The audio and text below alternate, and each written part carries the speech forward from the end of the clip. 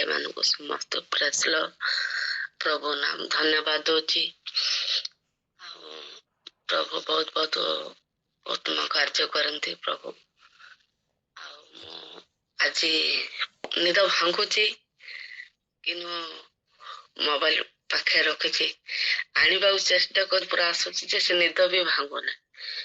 प्रभु धन्यवाद देली कौन एमती हो सांगे सांगे निद पूरा झाए पूरा लगला भांगी गला। कौन मोर प्रार्थना अच्छी आज साक्ष्य अच्छी मु साक्ष्य दे पारि ना। प्रभु बहुत बहुत धन्यवाद देली तो सांगे सांगे आनिली सांगे सांगे जॉइन हेली 5टा ହେଇଗଲାନି ମୋର ବାକ୍ୟ ସରିଗଲାନି। ଆଉ ମୋ ଶଶୁର ଗୋଟେ ଆଣିକିରି ବହି ରଖିଥିଲେ। ଶଶୁର ରଖିଥିଲେ କି ଆମର ଦେଢଶୁର ରଖିଥିଲେ। ସେତେବେଳେ ଆମର ତ ଏକାଠି ଥିଲୁ ଗୋଟେ ଥିଲୁ ଆମ ଦେଢଶୁର ମୋର ଆଉ ଆମ ଶଶୁର ଆଉ ମୋର ସ୍ୱାମୀକିରି ଆମେ 4 ଜଣ। ଆମର ସ୍ତ୍ରୀ ବୋଲି କିଏ ନଥିଲେ। ଆମ ନଣନ୍ଦ ଥିଲା ବାହା ହେଇକିରି ପଳେଇଥିଲା। ଏଇଠୁ ମୁଁ ସାକ୍ଷ୍ୟ ଦଉଛି ଆମର ପରିବାର ବିଷୟରେ।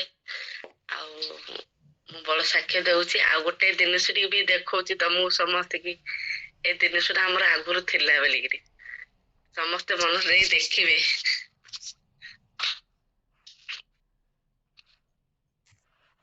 ଦେଖା ଯାଉଛି ନା ସମସ୍ତେ କି? हाँ देखा जाଉଛି। ଦେଖା ଯାଉଛି ନା? हाँ हाँ देखा जाଉଛି। ଦେଖିଲେ କଣ? ଖ୍ରୀଷ୍ଟଙ୍କର ଲେଖା ହେଇଛି ଲର୍ଡ ଅଫ କ୍ରାଇଷ୍ଟ। ଖ୍ରୀଷ୍ଟଙ୍କର ପବିତ୍ର ଜୀବନ କ୍ଲିୟରିଟି ନାହିଁ। ଠିକ ଅଛି ଫଟୋଟା ବୋଲି ବି ଦେଖିଛ। ଏଇଟା ଥିଲା ଦିଦି ଆମର ଦେଢଶୁର ନା କି ଶଶୁର ରଖିଥିଲେ। ମୁଁ କିଛି ମୁଁ ଜାଣିନି କିନ୍ତୁ ପୁରାଣ ବହିରେ ଏ ବହି ଗୋଟେ ଥୁଆ ହେଇଥିଲା। ହେଲେ ମୁଁ ଅନେକ ଥର ଦେଖିଥିବି। ଆମ ଶଶୁର ଥିଲା ଟାଇମରେ ବି ଦେଖିଥିବି। ଏ ବହି ବି ମୁଁ କିଛି ଜାଣିନଥିଲି କିନ୍ତୁ ମୁଁ ପାଠ ପଢି ନାହିଁ ତ ମୁଁ ଭାବୁଥିଲି ଏ ବହିଟା କି ପୁରାଣ ବହିଟା ବୋଲି ଭାବୁଥିଲି। ବହୁତ ଥର ଚିନ୍ତା କରିଥିବି। ହେଲେ ଆମର ଶଶୁର ପଢୁଥିଲା କି ଆମ ଦେଢଶୁର ପଢୁଥିଲା କି ସ୍ୱାମୀ ପଢୁଥିଲା ମୁଁ କିଛି ବି ଜାଣିନଥିଲି। କିନ୍ତୁ ତାଙ୍କେ ଏ ଯାକ ସବୁ ଲୁଚେଇକିରି ପାଠ ବହି ପଢୁଥିବାର ପ୍ରତ୍ୟେକ ଦିନ। ଆଉ ଆମ ଦେଢଶୁର କାମରୁ ଆସିଲା ବେଳେ ପାଲଟି ଗୋଟେ ଡ୍ରେସ ପାଲଟି ପକେଇବେ, ଗୋଟେ ଲୁଙ୍ଗଡି ଟୋପାଲି ପିନ୍ଧି ପକେଇବେ, ବେଳଗଡକୁ କବାଟ ଆଉଜି ଦେବେ। ଆଉଜି ଦେଇକିରି ପ୍ରାର୍ଥନା କରିବେ। ପୁରା ଚୁପଚାପ ହେଇକିରି ଖାନ୍ଦାରେ ଟୋବାଲ ପକେଇକିରି ସେ ଚୁପଚାପ ହେଇକିରି ପ୍ରାର୍ଥନା করে। ଏପଟେ ସାଇଡ ଦେଖିବେ ସେପଟେ ସାଇଡ ଦେଖିବେ କିଏ ଆସୁଛୁ କି ନ ଆସୁଛୁ ବୋଲି ପୁରା କବାଟ ଦେଇକିରି ସେ ଟିକେ ଫାଙ୍କ ରଖିକିରି ପ୍ରାର୍ଥନା କରିବେ। କଲା ପରେ ମୁଁ ସେତେବେଳେ ନୂଆ ଟାଇମରେ ତ ବାହା ହେଇଛି। ବାବାର 15 ଦିନ ହେଇଛି। କଣ ଭାଇନା ଏଇନା ବସୁଛନ୍ତି ଆସିକିରି ଗୋଟେ ଧ୍ୟାନ ଦେଇକିରି ବସୁଛନ୍ତି। ହଁ କଣ ତାକେ ଗୋଟେ ଭାବିଥିବେ କଣ ଦେହ ତ ଭଲ ନାହିଁ ଆଉ ଚିନ୍ତା କରୁଥିବେ ଏମିତି ଭାବିବାର। ସେଇଠୁ ବହୁତ ଦିନ ପରେ ଭାବିକିରି ମୁଁ ଏ ବହି ସିନା ଦେଖୁଥିବାର କିଛି ମୁଁ ଜାଣି ପ୍ରଭୁର ବିଷୟରେ ମୁଁ କିଛି ଜାଣିନଥିଲି। ପ୍ରଭୁ ବହୁତ ଧନ୍ୟବାଦ ଦଉଛି ଏବେ। କିନ୍ତୁ ମୁଁ ଯେତେବେଳେ ପ୍ରଭୁକୁ ଚିହ୍ନିଲି ଜାଣିଲି ସେ ଟାଇମରେ ଯେତେବେଳେ ଚିହ୍ନିଲି ମୁଁ ଆଉ ଥରେ ପୁଣି ଥରେ ଏ ବର୍ଷର ନୂଆ ବର୍ଷକୁ ମୁଁ ଯେତେବେଳେ ଖ୍ରୀଷ୍ଟମାସର ଘର ଦ୍ୱାର ସବୁ ଯେତେବେଳେ ଝାଡାଝଡି କଲି ଏ ବହି ପୁଣି ଥରେ ପାଇଲି। ସେ ସବୁ ଜିନିଷ ସେ ଯାହା ପ୍ରାଣ ବହି ଥିଲା ସେ ଜିନିଷ ସବୁ ଜିନିଷ ଫୋପାଡ଼ି ଦେଲି। କିନ୍ତୁ ଏ ଜିନିଷଟାକୁ ମୁଁ ବହୁତ ଜାଗତର କରି ରଖିଲି। ଜାଗତର କରି ରଖିଲା ପରେ ଆମର ତ ଏଇଠି ସମସ୍ତେ ହିନ୍ଦୁ ଧର୍ମ। ସେଠି ଚିନ୍ତା କଲି ଏ ଜିନିଷଟାକୁ କାହାକୁ ଦେଖେଇବି। ପ୍ରଭୁ ଏଇଟା ତ ଆମର ପ୍ରଭୁଙ୍କର ଜିନିଷ। ହେଲେ ମୁଁ ଏ ଜିନିଷ କାହାକୁ ଦେଖେଇ? ପ୍ରଭୁ ମତେ ବହୁତ ଉତ୍ତମ କାର୍ଯ୍ୟ ଆମର ମୁଁ ମନେ ମନେ ଭାବିଲି ନାଇଁ ଆମ ଶ୍ୱଶୁର ପାଠ ପଢୁଛନ୍ତି, ଆମ ଦେଢଶୁର ପଢୁଛନ୍ତି। ହେଲେ ଆମ ଶ୍ୱଶୁର ଜାଣିଛନ୍ତି ହେଲେ ଏ ସମାଜରେ କିଛି କହିପାରୁନଥିଲେ। ପ୍ରଭୁ ମତେ ଆଜି ଉତ୍ତମ କାର୍ଯ୍ୟ ଶିଖେଇଛନ୍ତି। ମୋର ସ୍ୱାମୀ ଚାଲି ଯାଇଛନ୍ତି, କିନ୍ତୁ ମୁଁ ଏଇନେ ଭାବିଲି ସ୍ୱାମୀ ଚାଲି ଯାଇଛନ୍ତି, କିନ୍ତୁ ମତେ ଦୁଃଖ ଲାଗୁନି ଆଜି। କିନ୍ତୁ ଆଜି ମତେ ଏଇଟା ଥାଇଛି ରଖିଛନ୍ତି ପ୍ରଭୁ ମୋ ପାଖରେ, ଆଉ ମତେ ଆଜି ପରିଚୟଟା ମତେ ଦେଇଛନ୍ତି ବୋଲି ବହୁତ ଏତିକି ମତେ ଟେନସନ ଲାଗିଲା। ମନ ମନ ଭାବିଲି ପ୍ରଭୁ ବହୁତ ବହୁତ ବହୁତ ଧନ୍ୟବାଦ, କାହିଁକି ନା ହଉ ଠିକ ଅଛି। ବହୁତ ମନ ଦୁଃଖ ବି କଷ୍ଟ ବି ଲାଗିଲା। ମୋ ଦେଢଶୁର ପଢୁଥିଲା କି ମୋ ଶ୍ୱଶୁର ପଢୁଥିଲା, ମୁଁ ଆଜି ପର୍ଯ୍ୟନ୍ତ ପାଇନଥିଲି। ମୋ ସ୍ୱାମୀ କି ପଢୁଥିଲା, ସେଇଠୁ ମୁଁ ସବୁ ଯାକ କଥା ଭାବିଲି। ସେଥିପାଇଁ ମୋ ଶ୍ୱଶୁର ଏତେ ରାଗିଲେ, ଦେଢଶୁର ରାଗିଲେ ବି କି କେବେ ବି ତାଙ୍କୁ କୌଣସି ରାଗର କଥା କହିବେନି। ସେଠୁ ସେଦିନ ବସିଲି, ସନ୍ଧ୍ୟାବେଳେ ବସିଲି, ମନେ ଭାବିଲି ପ୍ରଭୁ ମତେ ଏତେ ବଡ ପରିବାର ଦେଇଥିଲ, ଭଲ ପରିବାର ଦେଇଥିଲ, ଭଲ ସ୍ୱାମୀଟି ଦେଇଥିଲ, ଭଲ ଦେଢଶୁର ଦେଇଥିଲ, ଭଲ ଶ୍ୱଶୁର ବି ଦେଇଥିଲ। ମୋ ଶ୍ୱଶୁର କେବେ ବି ମତେ କାହାକୁ କିଛି, ମୋ ସାନ ବୋଉ ବହୁତ ଭଲ ବୋଲି କହିବ। ମୋ ମନ ଭାବିଲି, ବସିକିରି ଚିନ୍ତା କଲି, ମୋ ଶ୍ୱଶୁର ଆଜି ଚାଲିଗଲା, ମୋ ସ୍ୱାମୀ ଚାଲିଗଲା, ମୋ ପାଇଁ ଏଇଟା ବହୁତ ସନ୍ତକଟା ରଖିଛନ୍ତି ପ୍ରଭୁ। ଆଉ ମୁଁ ଆଜି ବହୁତ ଖୁସି, କାହିଁକି ନା ଏ ପରିଚୟରେ ମୁଁ ବହୁତ ମନ ପରିବର୍ତ୍ତନ ମୋର ବଦଳି ପାରି ପଡିବ। ଏମିତି ମନ ଭାବି ଚିନ୍ତା କଲି, ହଉ ଠିକ ଅଛି, ଏ ପରିଚୟ ନେଇ ମୁଁ ଆଜିଠୁ ବଞ୍ଚିବି ବୋଲି ଭାବିଲି। ସେଦିନ ବହୁତ ଦୁଃଖ ଲାଗିଲା, କେତେ ଜୋର କାନ୍ଦିଲି। କାନ୍ଦିଲା ପରେ ମୁଁ ଚା ହାରିକି ଆସିଲେ, କଣ ହେଲା କାନ୍ଦୁଛୁ? ନା କିଛି ନାହିଁ। ଆଉ କାହିଁକି ଏତେ ଧକେଇ କାନ୍ଦୁଛୁ? କହିଲା ବେଳୁ ମୁଁ ନାହିଁ କିଛି ନାହିଁ, ଠିକ ଅଛି। ମୋର ପେଟଟା କାଟିଲା ତ, ତାଙ୍କୁ କହିଥିଲି ପେଟଟା ଟିକେ କାଟିଲା ତ, ସେଥିପାଇଁ ମେଡିସିନ ଖାଇଲି। ଦେଖିଲା ବେଳୁ ମୁଁ ମେଡିସିନ ଖାଇନି କି ମୋର ପେଟ କଟା କିଛି ନାହିଁ। ତାଙ୍କୁ ମିଛ କହିବାକୁ ବାଧ୍ୟ ହେଲି। ସେଇଠୁ ଆମର ବିଶ୍ୱାସ ମାଙ୍କ ନମିତା ମାଙ୍କର ତାଙ୍କର ଥିଲେ, ପ୍ରଭୁ ଜାଣିଛନ୍ତି, ସେମାନଙ୍କୁ ନେଇ ଦେଖେଇଲି। ଦେଖ ବାବା, ଆଉ ଆଜି ଏ ବହି ଆମ ଘରେ ଥିଲା, ଆଉ ପ୍ରଭୁ ବହୁତ ବହୁତ ଧନ୍ୟବାଦ ଦଉଛି। ଆଉ ମୋ ଶ୍ୱଶୁର କି କୋଉଠି ପାଟି ଖୋଲିକିରି କହିପାରୁନଥିଲେ, କିନ୍ତୁ ମୁଁ ଆଜିଠୁ ପ୍ରଚାର କରିବି। ମୁଁ ପ୍ରଭୁକୁ ଚିହ୍ନିଛି, ମୁଁ ଆଉ କୌଣସି ପୂଜାବିଧି କରିବା ନାହିଁ, ମୁଁ କରୁନି। ଆଉ ଯିଏ ପଚାରିବ, ମୁଁ ପ୍ରଭୁକୁ ଯେତିକି ଭଲ ପାଇଛି, ମୁଁ ଆଉ କାହାକୁ ଭଲ ପାଇବି ନାହିଁ ବୋଲି କହିବି। କହିଲେ ମୁଁ ସେଦିନରୁ ଯେତେବେଳେ ଚର୍ଚ୍ଚ ଗଲି, ଖ୍ରୀଷ୍ଟ ମାସର 24 ତାରିଖ ଦିନ ଗଲା ପରେ ସମସ୍ତେ କହିଲେ କୁଆଡେ ଯାଉ? ନା ମୁଁ ଆଜି ପ୍ରଭୁ ପାଖକୁ ଯିବି। ଆଜି କାଲି ଖ୍ରୀଷ୍ଟ ମାସ, ଆମର ପ୍ରଭୁର ବଡଦିନ, ମୁଁ ଆଜି ପ୍ରଭୁ ପାଖକୁ ଯିବି। କହିଲେ ସମସ୍ତେ ଚୁପଚାପ ହେଇ ରହିଲେ। ମତେ ଏତିକି ହଉଛି, ସମସ୍ତେ ବହୁତ ହଉ ଠିକ ଅଛି, ତୁ ଯଦି ଯିବୁ ବୋଲେ ଯା, କିଛି ଅସୁବିଧା ନାହିଁ, ତୁ ଭଲରେ ଆସେ ବୋଲି କହିଲେ। ପ୍ରଭୁ ଧନ୍ୟବାଦ ଦେଲି। ମୋ ପାଇଁ ବହୁତ ସାକ୍ଷ୍ୟ ହେଇଗଲା। କିନ୍ତୁ ମତେ ଏଇଟା ବହୁତ ମୂଲ୍ୟବାନ ଜିନିଷ ମତେ ମିଳିଛି ଆଜି। ଆଉ ମୋ ଦେଢ଼ ଶାଶୁ ବି ହେଲେ କହିଲା ପରେ ମୋ ଦେଢ଼ ଶାଶୁ କହିଲା ଯେ ନାଇଁ ଝିଅ, ଆଉ ଭାଇ ଏବେ ଜାଣିନି, ଆଉ ସେ ବହୁତ ଆଗରୁ ଜାଣିଛି। ବୋଲେ ମୁଁ ନାଇଁ, ତମେ ମତେ କହିନଥିଲେ କେମିତି? ବୋଲେ ନାଇଁ, ଭାଇ 20 ବର୍ଷ ହେଲା ଜାଣିଛି, ତମେ ଏବେ ଜାଣୁଛ, ଭାଇ 20 ବର୍ଷ ହେଲା ସେ ଜାଣିଛି କୃଷ୍ଣ ପ୍ରଭୁଙ୍କର ଜିନିଷ ବୋଲି ସେ ଜାଣିଛି। କାହିଁକି ନା ତୁ ମନ କିଛି ଦୁଃଖ କରେ ନା। ଏମିତି କଲା ବେଳୁ ମତେ ଆହୁରି ବହୁତ ଖୁସି ଲାଗିଲା। ସେଠୁ ଆମର ଶାଶୁ କହିଲା, ନାଇଁ କିଛି ଦୁଃଖ କରନା, ସେଇଠି ତ ମନ୍ଦିର ନାହିଁ ବୋଲଛୁ, ଆଉ କିଛି ତ ପୂଜା ପାଠ ନାହିଁ ବୋଲଛୁ। ମୁଁ ତ ବି ଯାଇଥିଲି ତତେ ଦେଖା କରିବା ପାଇଁ, ସେଠି ଦେଖିଥିଲି, ଜୋଇଁ ବି ହେଲେ ଦେଖିଛି। ଜୋଇଁ ବି ହେଲେ ବୋଲେ କିଛି କହୁନାହିଁ, ତୁ କାହିଁକି ମନ ଦୁଃଖ କରୁଛୁ?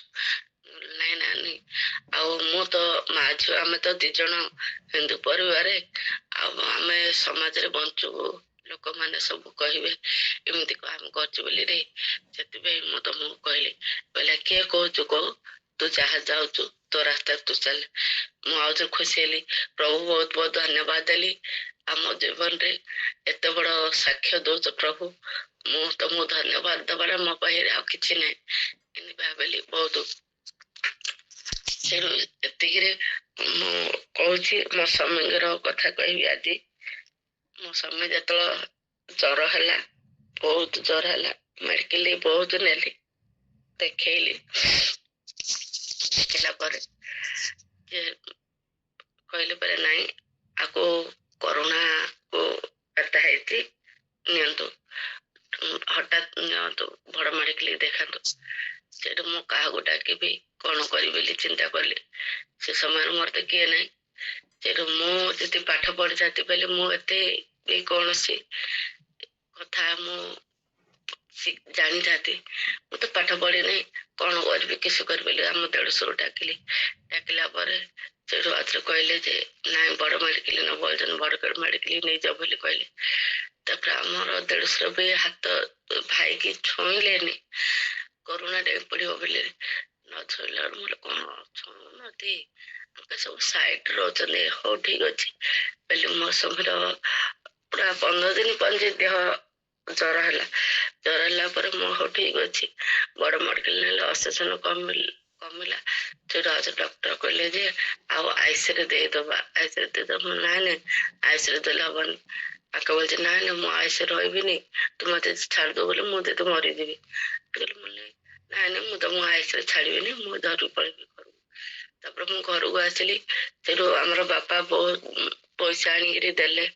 ପୁରା ଧାନ ବିକିଥିଲେ, ସେତେବେଳକୁ ବହୁତ କଷ୍ଟରେ ତାଙ୍କେ ପଇସା ପତ୍ର ଯୋଗାଡ କରି ରଖିଥିଲେ। 40,000 ଟଙ୍କା ମତେ ଆଣିଦେଲେ। ବେଲା ଝିଅ ତୁ ଏତେ କମ ପଇସା ରଖିଥା, ତାପରେ ମତେ ଦରକାର ପଡିଲେ ଫୋନ କରି କହୁ।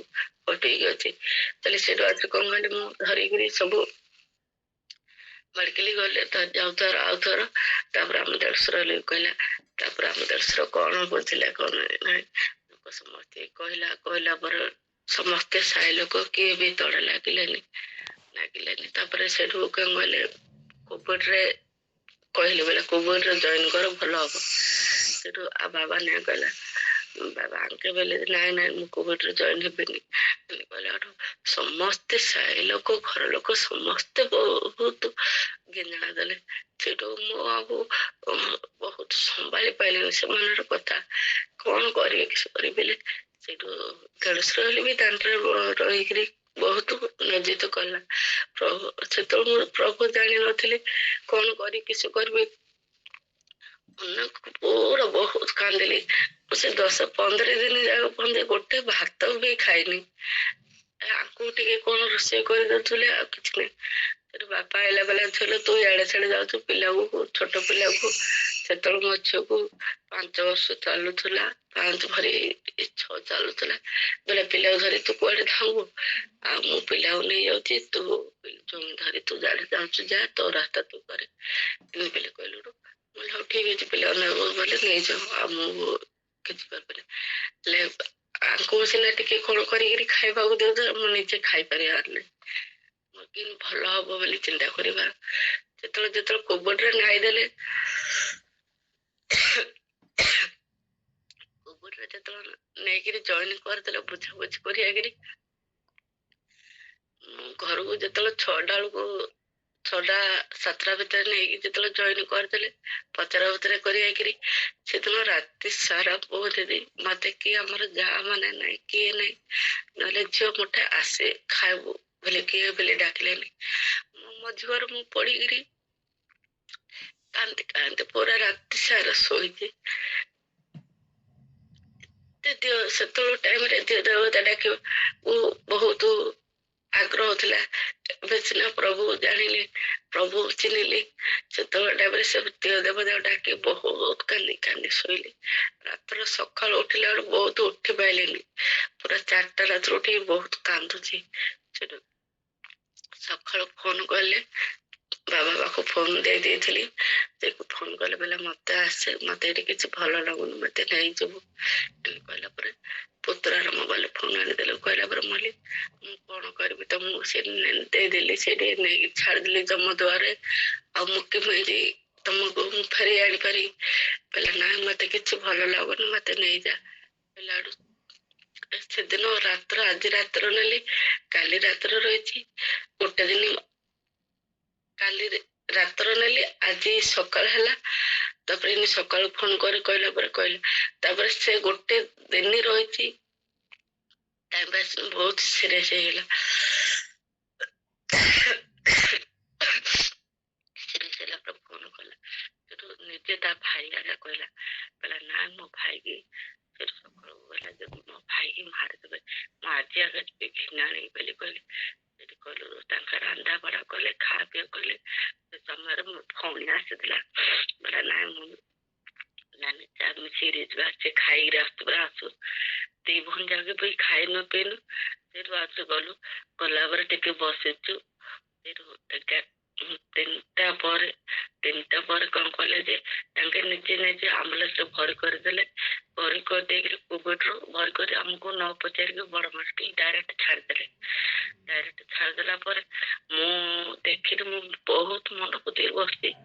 ସେଠୁ ଆମର ଭଉଣୀ କହିଲା ଯେ ନାନୀ ଆମ ଜଇଁ ପଳେଇଲା ବେଲା ପରେ ମୁଁ ଧାଇଁ ଗଲି, ପଚାରିଲି ସିକ୍ୟୁରିଟି ଗାର୍ଡ ମାନେ ଆମର ପେସେଣ୍ଟ ଏବେ ଗଲା କି, କହିଲେ ବେଲା କଣ ତମର ନାଁ କହୁନନ୍ତି, ଆମର ସ୍ୱାମୀଙ୍କର ନାଁ ଉପେନ୍ଦ୍ର ବେହେରା, କହିଲା ମୋ ପାଟିରୁ କଥା ବି ବାହାରୁ ନଥିଲା। ସେ ସମୟରେ ବହୁତ ମୁଁ କାନ୍ଦିଛି, ହଁ ହଁ ବେଶୀ ସିରିୟସ ହେଲା ତ ବଡ ମେଡିକାଲ ଛାଡ଼ିଦେଲା। ପୁରା ଆମ ଦେଢଶହ ବି ସେଠିକି ଆସିଲା, ହାଜର ହେଲା। ତାପରେ ସାଇକେଲରେ ଗଲାରୁ ଆମେ ଦି ଭଉଣୀ ଯାକ ପୁରା ଧାଇଁ ଧାଇଁକିରି ବହୁତ ମେଡିକାଲ ଧାଇଁ ଆଇଲୁ। ଧାଇଁ ଆଇଲା ପରେ ବଡ ମେଡିକାଲ ଧାଇଁ ଆସିଲା ପରେ ଆମ୍ବୁଲାନ୍ସ ବାହାର କରିନାହାନ୍ତି। ସେଠୁ ମୁଁ କଣ କଲି, ଭିତରେ ବସିଲା ପରେ ଗେଟ୍ ପକେଇଦେଲେ, ଗେଟ୍ ପକେଇଲା ନାଇଁ ତମେ ଯିବାକୁ, ମୁଁ ମତେ ଛାଡିବ ନା ନାଇଁ, ମୁଁ ବହୁତ ଜବରଦସ୍ତି କଲି, କହିଲା ସେପଟେ ଯିବାକୁ, ନାଇଁ ମୋର ଏବେ ଆମ୍ବୁଲାନ୍ସ ଗାଡି ଏବେ ଗଲା, ମୋର ପେସେଣ୍ଟ ଗଲା, ତମେ ଛାଡ କହିଲୁ। ବହୁତ କଷ୍ଟରେ ଛାଡିଲେନି ସିକ୍ୟୁରିଟି ଗାର୍ଡ ମାନେ, ସେଠୁ ନ ଛାଡିଲେ ମୁଁ ପେଲିକିରି ଗଲି। ସେଠୁ ଆଉ ଜଣେ ଆସିଲା, କଣ ହେଲା ଯେ କଣ ହେଲା, ନାଇଁ ମୋର ପେସେଣ୍ଟ ଗଲା, ମୋ ପେସେଣ୍ଟ ପାଖରେ କିଏ ନାହିଁ ଆମ୍ବୁଲାନ୍ସ ଗାଡିରେ, ଆଉ ମତେ ଛାଡୁନନ୍ତି, କହିଲା ତାକୁ ଛାଡ, ଏମିତି ଛାଡିଲା। ଛାଡିଲା ପରେ ଆମ ଦେଢଶୁର ଆଉ ଆମ ଭଉଣୀ ବଳଛି, ନା ନାନୀ ଆମ ପେସେଣ୍ଟ ଆଇନଥିବ ରାଜା ଆମ ଆଗରେ ପଳେଇଥିଲେ, ନାଇଁ ମୋର ଏଇଟା ଆଗା ଅଛି ଗାଡି, ମୋର ଏଇ ଗାଡି ଆଗା ଅଛି। ପିଲାରୁ ଯୋଉ ଗାଡିରେ ଲୋକ ଦିଟା ବସୁଥିଲେ, ଡ୍ରାଇଭର ଆଉ ଜଣେ, ସେମାନେ ଯେତେବେଳେ ବାହାରକୁ କାଢିଲା ବେଳଠାରୁ ମୁଁ ଯେତେବେଳେ ଗୋଡ ଦିଟା ଦେଖିଦେଲି, ମୁଁ ଦେଖେ ଏ ଝିଅ ଧାଇଁଆ ଧାଇଁଆ, ହେଠି ଜୁଇଁ ହେଠି ମୋର ଜୀବନ, ଏତିକି କହିଦେଲି, କହିଦେଇକିରି ଧାଇଁ କାକୁତିରେ ପୁରା ଆସିଲାରୁ ସେ ଆମ୍ବୁଲାନ୍ସ ଲୋକ ଦିଟା ବେଲା ତମେ କୁଆଡେ ଯାଇଥିଲ, ଆମକୁ ପଚାରିକି ତମେ ଆଣିଲ କି, ନା ଆମକୁ ନ ଜଣେଇକି ତମେ କିଣି ଆଣିଦେଲ। ଏତେ ମୁଁ ସେ ଧୈର୍ଯ୍ୟ ଧରି କହୁଛି, ଇଆଡେ ଗୋଡ ହାତ ଥରୁଥିବ, ସେଥିପାଇଁ ଧରିଲି। ତାପରେ ମତେ ଦେଖିଦେଲା ପରେ ତା ବାବା ସେ ପୁରା ଅଧୈର୍ଯ୍ୟ ହେଇଗଲା।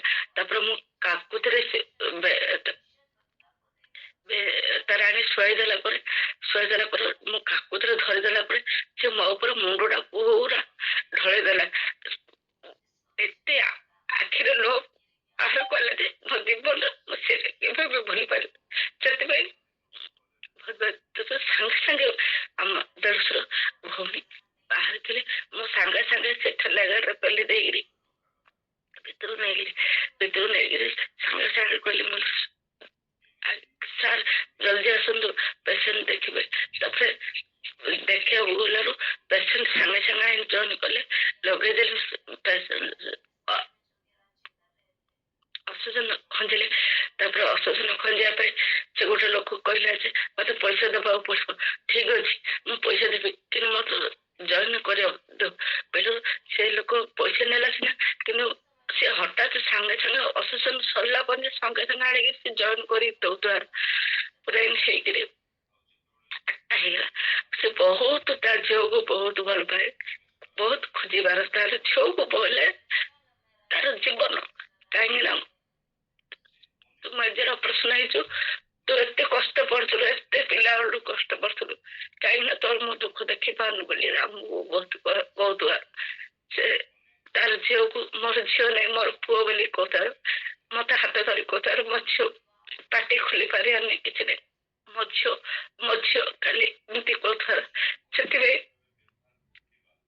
ମତେ ମନେ ପଡିବ ମୋ ଝିଅ ମୁଁ କହୁଥିଲା ଯଦି ଚାପଡ଼ାଟି ବାଡ଼େଇଦେବି ଭୁଲ କଥା ବୋଲେ ମୁଁ ବହୁତ ମନେ ମନେ କାନ୍ଦିବା ସେଥିରେ ତାକୁ ବି ଝିଅକୁ ଦେଖେଇ କାନ୍ଦିବି ବହୁତ କାନ୍ଦିବି। ସେଇଠୁ ବହୁତ ହେଇକିରି ସେମିତି ହେଇକିରି ସେଦିନ ଜୀବନ ଚାଲିଗଲା। ଆଉ ଝିଅକୁ ଯୋଉଦିନ ମୁଁ ବାଡ଼େଇ ବହୁତ କାନ୍ଦିବି। ମୋ ଝିଅକୁ ହେଲେ ତା ବାବା ଯେତିକି ଦଉଥିଲା ଖାଇବାକୁ ପିଇବା ମୁଁ ଶିଖିଲି ନାଇଁ ମୋ ଝିଅକୁ ଯେତେ ଆଜି ମୁଁ କିଛି ନ ଖାଇବାକୁ ଦେବି ମୋ ଝିଅ ବହୁତ ତା ବାବାକୁ ମନେ ପକେଇବ। କାହିଁକି ନା ମୁଁ ଦୋଳ ଭାବରେ ବଞ୍ଚିବାର ଅଛି ବାହାରୁ ସେଠୁ ଜୀବନ ଚାଲିଥିଲା। ମୁଁ ଭାବିଲି କଣ କରିବେ ସବୁବେଳେ ଗାଁକୁ ଆଣିବାକୁ ମନା କଲେ। ମନା କଲା ପରେ କଣ କରିବା କହିଲେ ବାହାରେ ପୋଡ଼ିଦେବି ବୋଲି କହିଲେ। ବ୍ରହ୍ମପୁର ଜାଗାରେ ପୋଡ଼ିଦେବେ ଇଆଡେ ଡକ୍ଟର ମନା କରୁଛି କରୋନା ହେଇନି ବୋଲି ରିପୋର୍ଟ ଦଉନି କରୋନା ରିପୋର୍ଟ ଦଉନି। ଠିକ ଅଛି ସେଠି ଡକ୍ଟର କହିଲେ ଯେ ତମେ ବାହାରକୁ କାଢିବ ନା ଏ ମଢ ପୋଷ୍ଟମର୍ଟମ କରିଦେ ବୋଲି କଣ ଆଉ ପୋଷ୍ଟମର୍ଟମ କରିଦି ମୋ ସମିତି କହିଲି ଲଗଡାର ଅଣ୍ଟାଟା ଭିଡି ଦେଲି ଭିଡି ଦେଇକି ଅଣ୍ଟାରେ ଭିଡି ଦେଲି ବାହାରୁ ଝିକି ହେଲି ପୁରା ଲୋକ ଏତେ ଜଳଯାତ୍ରା ଲୋକ ଦେଖୁଛନ୍ତି। ଏ ଝିଅ ନେନା ଚିହ୍ନେ ନେନା ଲୋକ କହୁଛନ୍ତି ଝିଅ ଟିକେ ରହିଯା କିନ୍ତୁ ଅଣ୍ଟାରେ ଝିକିରି ବାହାରକୁ ଘିନା ଆଣିଲି। ଗେଟ୍ ବାହାରକୁ ଘିନା ଆଣିଲି ଗେଟ୍ ବାହାର ରଖିଲି। ଗେଟ୍ ବାହାର ରଖିଲି ବହୁତ କାନ୍ଦିଲି। ବାବା ଫୋନ କଲେ ନାଇଁ ଝିଅ ଛାଡିଦେ ପଳେଇ ଆସେ। ଆମର ମକର ବାପା ବି ଆସିଥିଲେ ଝିଅ ଛାଡିଦେ ପଳେଇ ଆସେ ବହୁତ କହିଲି। ମୁଁ କେମିତି ମୋର ମାଟିରେ ଜନ୍ମ ହେଇଥିଲା ମାଟିରେ ମୁଁ ବୁଡିବି ତ ସେଥିପାଇଁ ମତେ ଛାଡିଦେ ବୋଲି କିନି କହୁଛି ମୁଁ କେମିତି ଛାଡିଦେଇ ପଳେଇ କହିଲି କାନ୍ଦିଲି ବହୁତ। ଲାଷ୍ଟକୁ ପ୍ରଭୁ ଧନ୍ୟବାଦ ଦଉଛି ଆଉ ସେମିତି ଛାଡି ଦେଇକିରି ପଳେଇ ଆସିଲି। ଆସିଲି ପଳେଇ ଆସିଲା ପରେ ମୋ ଝିଅ ମୁଁ ଯେତେବେଳେ ଘରକୁ ଆସିଲି ମୁଁ ଅଟୋରେ ଯେତେବେଳେ ଆସିଲି ମତେ ଘରରୁ କିଏ ବି ଓହ୍ଲେଇଲେନି। ମୋ ବାପା ଯାହା ଚୋଳି କିଏ ବି ଆସିଲେନି କାହିଁକି ନା କରୋନା ଟାଇମରେ ମରିଲା ସେଥିପାଇଁ ଆସିଲେନି। ମୋର ବାପା କଣ କଲା ମତେ କୁଣ୍ଢେଇକିରି ଆଣିକିରି ପିଣ୍ଡାରେ ବସେଇଦେଲା ପରେ ମୁଁ ବହୁତ କାନ୍ଦିଲି। ଆମ ବାପା ଆଉ ଭଉଣୀ ସବୁ ରାସ୍ତାରେ ଆଗ ଅଟୋ କରି ପଳେଇଲେ। କହିଲା ତୁ କଣ ହଉଛୁ ହେ ବୋଲି କହିଲେ କାନ୍ଦି କାନ୍ଦି ବହୁତ ପଳେଇଲେ। ମୋ ଝିଅ ମରୁ ନହେଲେ ହଉଛୁ ବୋଲି ସେଥିପାଇଁ ସେଠୁ ଆଉଥରେ କଣ କହିଲେ ଗୋଟେ ଯାଆଟି ଆସିଲା ମୋର ଝିଅ ଆସିଲା ମମି ଘରକୁ ଆସେ କହିଲାରୁ ମୋ ଝିଅ ବହୁତ କାନ୍ଦୁଥିଲା।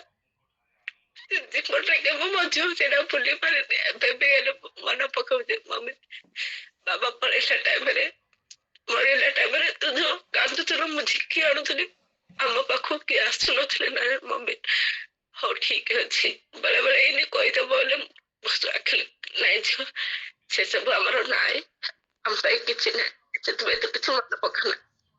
ବହୁତ ଧନ୍ୟବାଦ ଦଉଛି ଆଉ ମୁଁ ଏତିକିରେ ପ୍ରାର୍ଥନା